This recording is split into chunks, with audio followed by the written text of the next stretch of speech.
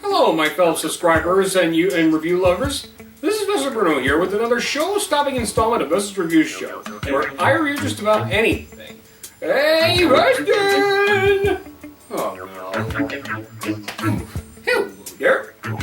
What's up, Veston? Well, Livy, I'm about to do another VeggieTales review. Are you gonna do it with that awful grouch again? Oh, you mean Oscar?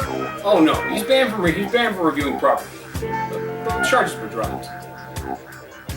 Oh, well then could will be offered the hand puppet help you? Do you have to?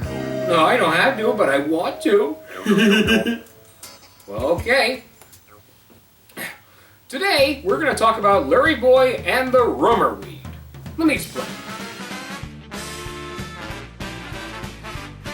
After the success of Larry Boy and the Film Outer Space, Larry Boy became one of the biggest superhero icons next to Batman, Superman, and the Powerpuff Girls. Even the re-releases of it in 1999 by Lyric Studios seemed to help him too. So, what did Big Idea do? Why do another one, of course. This one, Larry Boy and the Rumor Weed, came out on July of 1999, and it premiered in the Hard Rock Cafe in Orlando, Florida, right where Nickelodeon Studios used to be.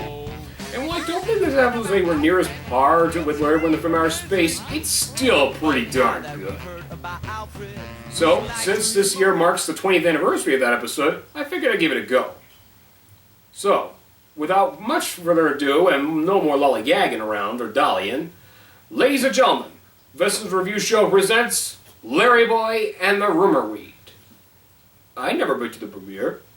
The movie begins with a strangely familiar scene as we Percy and his little brother leave the movie theater once again, having seen the latest motion picture called The Pecking, hence the billboard on top of the theater and the chicken tracks on the sidewalk, when all of a sudden, a milk money bandit voiced by Mike Sage pops up out of nowhere and demands Percy $1.28, meaning his milk money.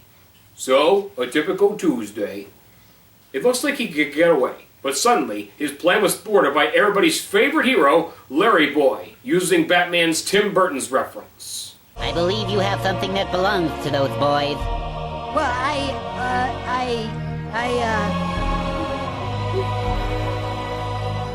Who are you? I'm Larry Boy. Michael Keaton, eat your heart out. Once the bandit is arrested, Alfred, played once again by Archibald Asparagus, informs Larry what to do the next time it happens. Next time, though, try to remember to release the criminal from your super suction ear, turn your head left, and snap your neck down. Ah, yes. That's why I couldn't get rid of him. But besides that, I was super! What happened? Nothing. Larry Boy then bumps into a plant that was about to be bloomed, and it lands on a telephone wire. It gets electrocuted, and it ends up winding up in the sewers. Down and down they go into the sewers, where all the strange chemicals and things folks pour out. And as Larry Boy says goodnight to Alfred and tells him good luck at school tomorrow, he looks up to the skies, that are painted by Joseph Pulich, and says, If any more space aliens want to fall into Bumbleberg, I'm ready for you, too. But unbeknownst to our hero, the chemicals had a strange effect on that weed, and before you knew it,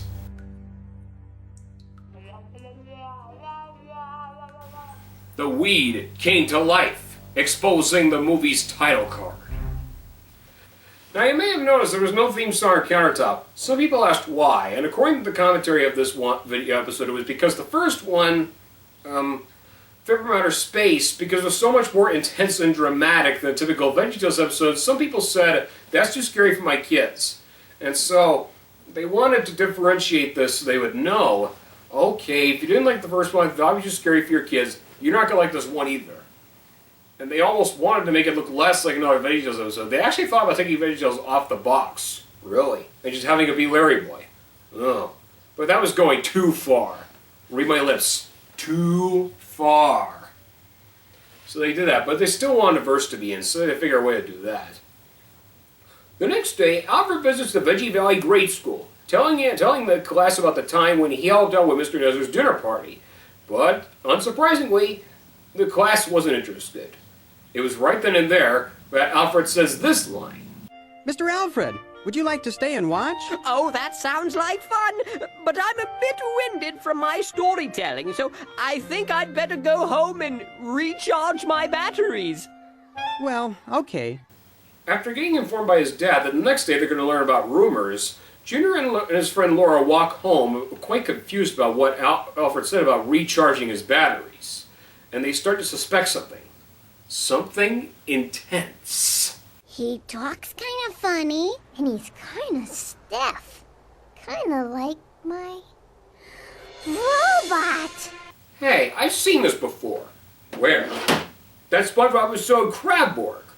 That didn't come out until about 2002, 3 years later. Oh yeah. That's silly of me. Junior and Laura come across a talking weed, which everyone likes to refer to as the rumor weed. You're a talking weed. I'm a talking weed. You're a talking carrot. Your point was. Now, this is Gail Freeman. She's done a lot of voice work for VeggieTales over the years, going all the way back to 1993, when she first joined the crew in Where's Gone and Scared as the voice of Junior's mom in Tales from the CRISPR. Let's skedaddle up those stairs. Your father will be up in a minute to tuck you in. Besides, I think this show might be a little too scary for you. And the narrator in Day in the Lion's Den. You see, each one of them wanted to be second in command. Now that Daniel got the job, the wise men would have to do whatever he said. So, Junior and Laura tell Rumor Weed what was on their mind. And of course, because she has roots, she promises to keep this a secret. Don't be sure about that, because the first thing I've noticed is that she goes over to Percy's house and tells him the rumor. Are you foreshadowing, or are you just saying that because you're not sure? The same thing even happens with Mr. Nezzer and Dad Carrot, voiced here by Editor John Waba, who is Egyptian. Hey, I just read a book where dangerous robots took over the world. Do you think Alfred? He is on the library board. Today, the library. Tomorrow. The world. That afternoon, Larry and Alfred spend their time in the backyard looking at their garden and their sweet petunia. That is, until the phone rings. So while Alfred goes to answer it, Larry sees that the spot of the petunia is taken over by the weed. He threatens the weed to leave, but Alfred calls him inside to answer the phone. That's the second thing I've noticed about that weed. Cut that out! Who should be on the phone? Well, none other than the mayor, of course, played here by Madame Blueberry. She informs Larry to go get Larry Boy. Yeah, sure, but, why didn't you call him with the Larry signal? Because it's daytime. You can't see it in the daytime. Good point. This really confuses me, because in that one Powerpuff Girls episode, Monkey See, Doggy Do, the Powerpuff signal was able to shine in broad daylight. Hey, it's the Powerpuff signal. Let's go! Why is that? I don't know. Cartoon physics? Aside from that, she informs Larry that all these weeds are popping up all over Rumblyburg, telling them about the rumors of Alfred, which she doesn't believe any of them, but some of the citizens are getting worried. And of course, Larry is the perfect guy for the job. Alfred, we've got some gardening to do. So as he goes off on duty, we get the only song in our movie, which is simply known as Rumor Weed. And this one doesn't even feel like a song. It feels more like a jazzy rap. So what is a rumor? It starts as a story. Maybe it's true, maybe not. But once you repeat it, it's hard to defeat it. Now look at the mess that you've got. I have to agree. It sounds like they're speaking their lyrics rather than singing them.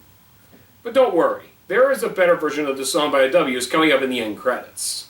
You know, Veston, about the Rumorweed song, it's a little like the Bunny song, just in the sense of, everything else fades to black, and you got colored spotlights over the characters.